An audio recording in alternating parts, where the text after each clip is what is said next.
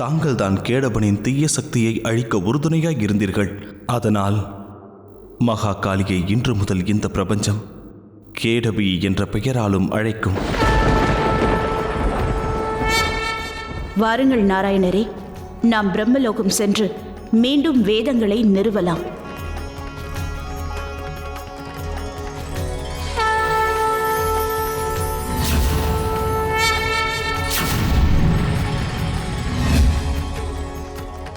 வாருங்கள் தேவி.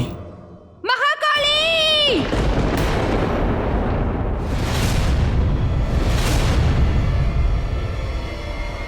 மகாகாளி!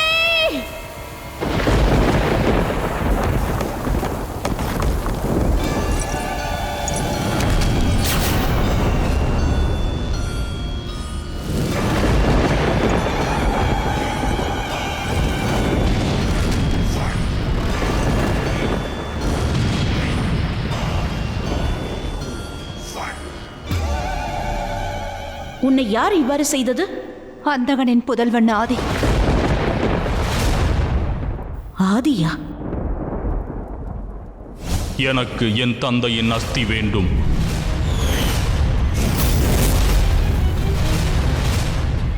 மகாதேவர் உனக்கு எப்படி காட்சியளிக்கப் போகிறார் என்று உனக்கு நான் கூறுவேன். ஆனால் அதற்கு பதிலாக நீ என்னுடைய திட்டத்தில் எனக்கு உதவி புரிய வேண்டும். நான் தங்கள் இருவரிடமும் கோபமாக உள்ளதாக எப்பொழுது கூறினேன்? நான் இப்பொழுது தங்கள் உதவியை கேட்டல்லவா வந்திருக்கிறேன். பஸ்மாசுரனும் மதுவும் கேடவனும் ஆயுதங்கள் தான் தேவி. ஆனால் ஆதியின் திட்டம் கற்பனைக்கு கூட எட்டாததாகும். அது பயங்கர திட்டம் தேவி. அவனது திட்டம் என்ன? மிகவும் அசம்பாவிதம். அது என் இறுதி திட்டம். மகாதேவரின் பதிவிரதத்தை முறியடிப்பதாகும். சிவனையும் சக்தியையும் பிரிப்பதாகும். அதுவே இந்த பிரபஞ்சத்தின் அழிவாகும். விரைவாக ஏதேனும் செய்யுங்கள் தேவி. நான் உடனே கைலாயம் சென்றாக வேண்டும். ஆனால் வேதங்கள் அதை மீண்டும் நிறுவ வேண்டாமா? கடந்து செல்கின்ற ஒவ்வொரு நொடியும் பிரம்மதேவரை மேலும் பாதிப்புக்குள்ளாக்கும். எந்த முடிவாக இருந்தாலும் உடனடியாக எடுங்கள். வேதங்களை மீண்டும் நிறுவி பிரம்மதேவரை காக்கப் போகிறீர்களா அல்லது மகாதேவரை காக்கப் போகிறீர்களா?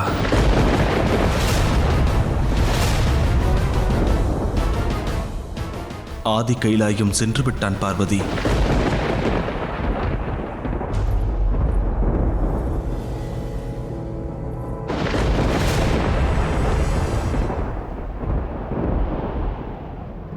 நான் இவனை பிரிய வேண்டும் என்று நினைக்கவில்லை. ஆனால் எனது கணவரையும் நான் அவமதிக்க விரும்பவில்லை. என்னால் காண இயலாது. தாங்கள் என்னை காணும் வரும்பொழுது நான் நிச்சயம் தங்களை கண்டறிவேன் தாயே.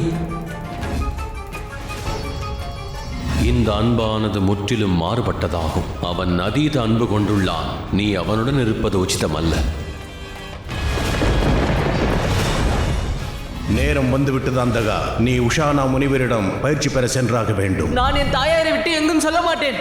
உன்னை முனிவர் உஷானாவிடம் அனுப்பும் முடிவு என்னுடையதாகும்.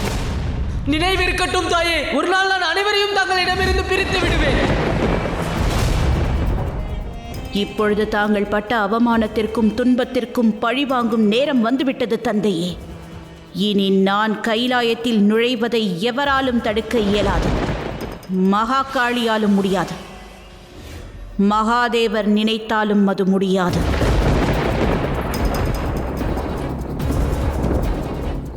இனி எவரேனும் எனது வழியில் வர முயற்சி செய்தால் அவர்களை நான் அழித்து விடுவேன். ஒருபுறம் பிரம்மதேவரை காக்கும் பொறுப்பு, அதில் தான் இந்த பிரபஞ்சத்தின் பாதுகாப்பை அடங்கியுள்ளது.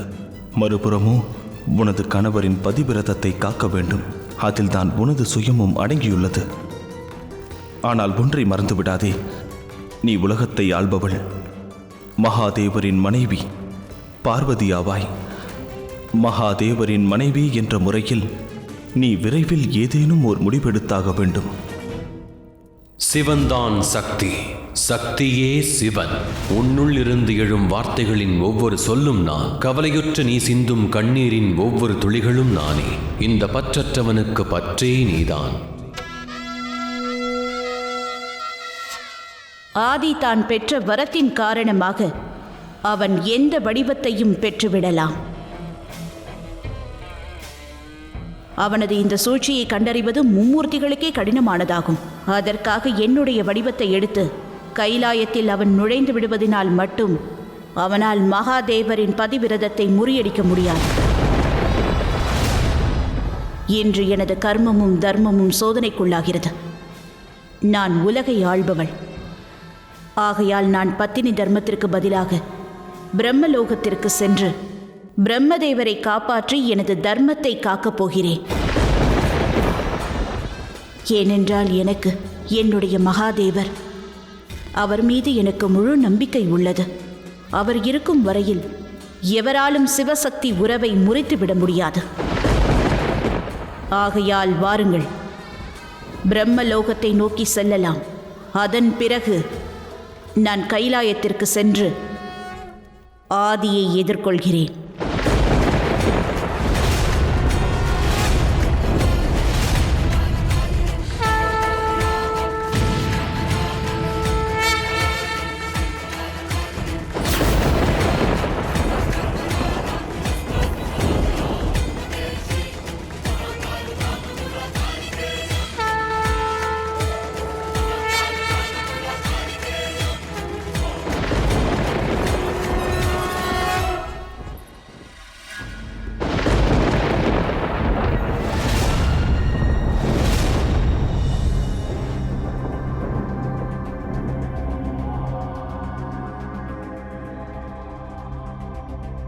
வணங்குகிறேன் தாயே.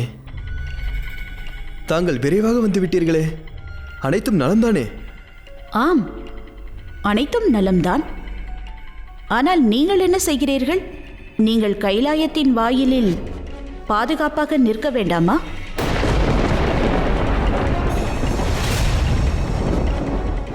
ஆம், தாங்கள் கூறுவதும் சரிதான் தாயே. என்னுடைய அறிவு சற்று குறைவுதானே. நாங்கள் இப்பொழுதே கைலாய வாசலுக்கு செல்கிறோம். வருகிறோம் தாயே.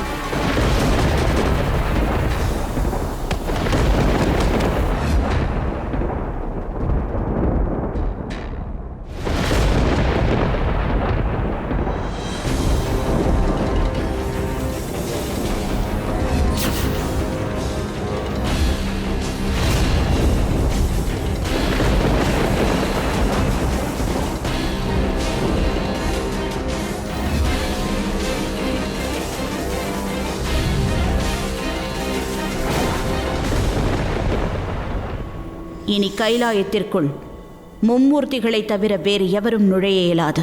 மகாகாளியும் நுழையலாம். ஆனால் மகாகாளிதான் வேதங்களை மீண்டும் நிறுவுவதில் மும்முரமாக உள்ளாரே. சிவனின் 2 அம்சங்களையும் சந்திக்க வேண்டிய நேரம் வந்துவிட்டது.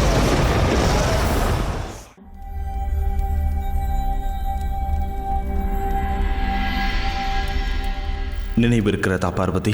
இந்த யாகத்தின் வெற்றியில்தான் பிரம்மதேவர் மற்றும் படைப்பின் சுயம் உள்ளது. நாம் இந்த யாகத்தின் வாயிலாக விரைவில் 4 வேதங்களை நிறுவியாக வேண்டும். இந்த யாகத்தை ஒருமுறை தொடங்கிய பிறகு எக்காரணத்தை கொண்டும் தடை ஏற்படவே கூடாது.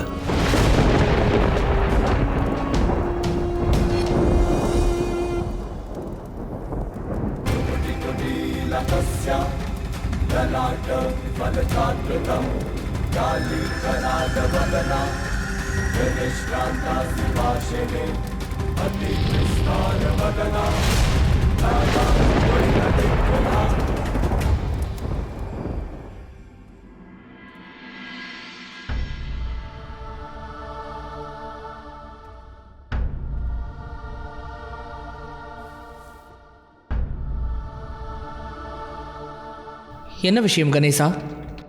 சிறிது நேரத்திற்கு முன்பு அந்த அசுரர்களால் வந்த பிரச்சனைகள் ஓய்ந்தது என்று கூறினாய். மேலும் நீ நன்மையை உணர்ந்ததாக கூறினாய்.